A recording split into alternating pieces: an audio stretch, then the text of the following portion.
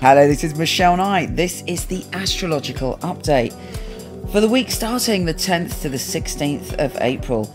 There's a lot going on this week. We have Mercury, the planet of communication, going retrograde, going backwards from the get-go. On top of that, we have the April full moon, which is going to be particularly useful for transforming relationships. And good news, Venus, the planet of love, is going direct. Happy days. Here's your weekly astrology.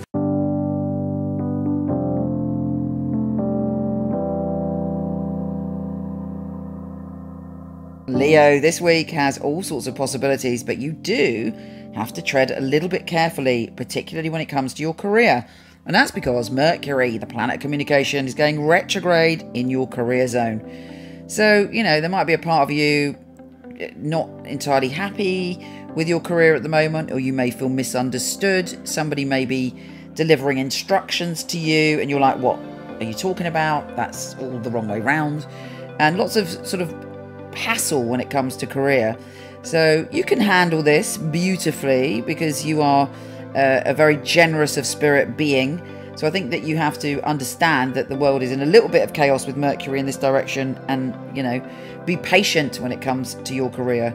Maybe that someone in your past offers you a job that you used to work at or you have connections with. So it's not necessarily all chaos. But it does mean, let's say, if you're getting a new job or you're signing a contract, you really think carefully about it, and if you can put it off till May the 3rd, I would. But if not, get several people to read through it to make sure it's all kosher. On the 11th, we have a full moon. I do love a full moon. It's a peak experience. It's an extreme experience, and it's an extreme emotional experience. And for you, it's in your position of communication.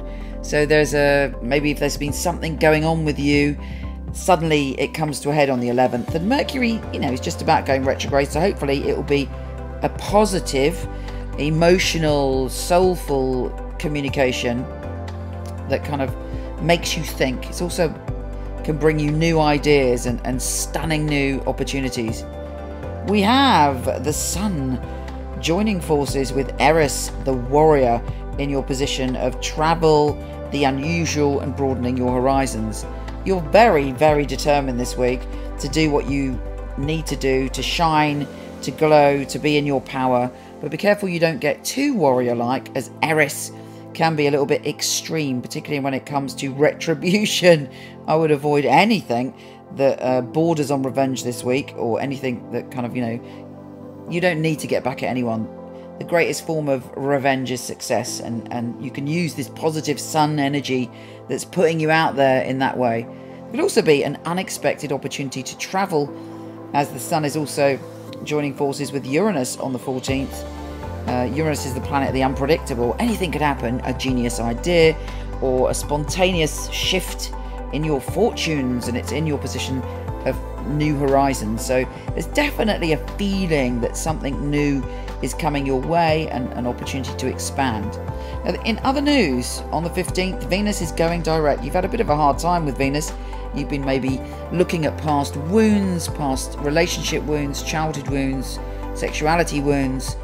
And now Venus is going forward, and you should be stepping back into your beautiful, sensual and loving power. Take care, and I'll speak to you soon.